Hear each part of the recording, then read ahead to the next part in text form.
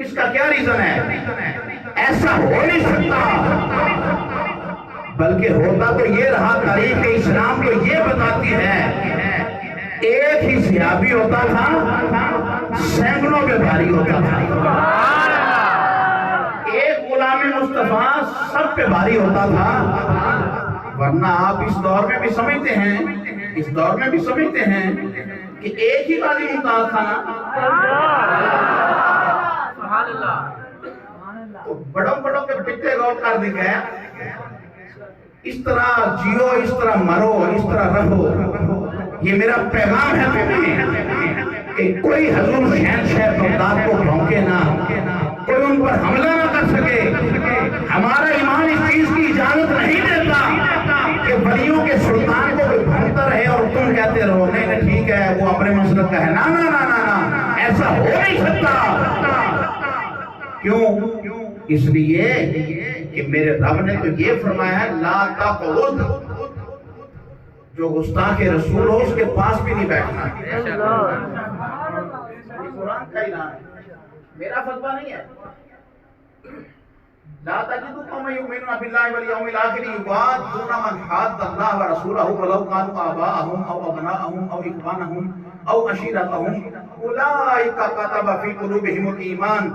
فرمایا حبیب ہرگز ایسی قوم کو نہ پاؤ گے، کیسی قوم اللہ پہ ایمان رکھتے ہوں اور یوم آخر پہ ایمان رکھتے ہوں، یوادون من حاد اللہ ورسولہ، محبت کریں ان لوگوں سے جو اللہ رسول کے گستاخ اور دشمن ہیں۔ یہ ہو سکتا؟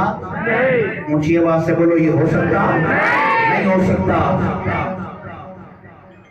وَلَوْ كَانُوا آبَاءَهُمْ، اگرچہ وہ باپ ہی کیوں نہ ہوں، گستاخ باپ ہی کیوں نہ ہوں، او ابناءہم، بیٹے کیوں نہ ہوں، او اخوانہم، ان کے بھائی کیوں نہ ہوں، او عشیرتہم، ان کا کنبہ قبیلے کیوں نہ ہو۔ تو یا اللہ یہ جو رشتہ داریاں نہ دیکھے تو تیرے اور تیرے رسول کی طرف دیکھے، اس کے لیے رسپانس کیا ہے؟ تو میرے رب نے فرمایا اولئک کاتبہ، لکھ دیتا ہوں، کاتبہ لکھ دینا، یہی وہ لوگ ہیں جن کے دلوں پہ میں ایمان لکھ دیتا ہوں۔ اب میں آپ کو یہ سمجھانا چاہتا ہوں، جو پلپلے ہیں نا، سنی پلپلے، وہ ہمیں نہیں چاہیے، کیونکہ ان کے دلوں پہ ایمان لکھا نہیں جاتا۔ نہیں سمجھ آئی؟ اس پہ بڑے ٹھنڈے بول دو میاں سانسی والو، میں کو گالی گولی کا عادی ہے ہی نہیں۔ میرے ایک ہاتھ میں قرآن ہے، دوسرے ہاتھ میں مصطفیٰ کا فرمان ہے، قرآن پیش کر رہا ہوں۔ ایمان والا وہ ہے جو گستاخ کو گستاخ سمجھے اور عاشق کو عاشق سمجھے۔ قرآن کا فیصلہ ہے، میرا فیصلہ نہیں ہے۔ سویرے کو ریٹل تیار نہ کرا دیا، ایسا نہیں فیصلہ۔ قرآن کا فیصلہ یہ ہے کہ عاشق کو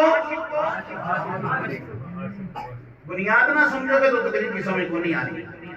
عاشق کو عاشق سمجھو اور گستاخ کو گستاخ سمجھو، اور گستاخ کو بھی عاشق کو کے بڑھنے میں ڈال دو تو پھر یہ زیادتی ہو گیا، یہ نہیں ٹھیک۔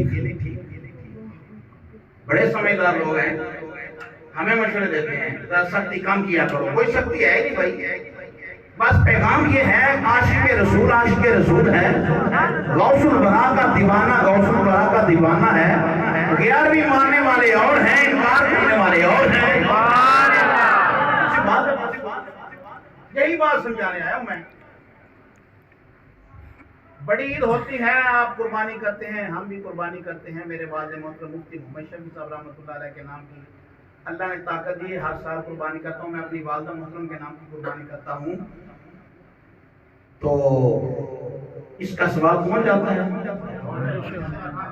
پہنچ جاتا ہے۔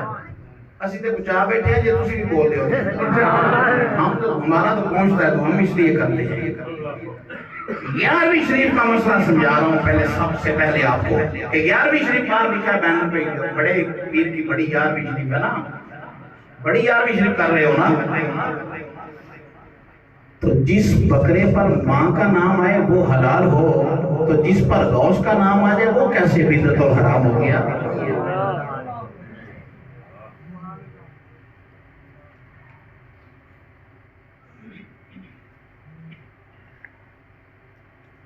شیعہ کو دلیل دے نا اپنے مسلک دی تے تھلے ٹپ کھلوندے نے ہو، اسی کو دلیل دئیے تو دنیا تو بس ٹھیک ہے، جو آخی صحیح ہے، کیوں یہ ایسا نہیں؟ ہم دلیل دیں نا تو سنیے اس طرح بیٹھ کے، ٹھیک ہے جو کہہ رہے ہو حضرت سب صحیح ہوئے گا. تو جب شیعہ دلیل دیتا ہے نا تو نیچے سے ہاں ہاں ہاں ہاں کیا بات ہے، ہمارے ذاکر صاحب نے کمال کر دیا، تم بھی کوئی انداز سیکھو. بہت بڑی بات میں نے کی ہے کہ ماں کے نام کا بکرا ہر کوئی خریدتا ہے کہ یہ ماں کے نام کا بکرا ہے اور بڑی عید پہ ماں کے نام کی قربانی ہونی ہے. اسی بکرے پہ ہم غوث کا نام لے آئے کہ غوث نپاک کے نام کا بکرا لیا 11ویں شریف ہے. تو مولوی صاحب کہتے ہیں حرام ہے. انصاف کرو، ہم بڑے مظلوم ہیں. میں کوئی مخالفت نہیں کر رہا، مظلوم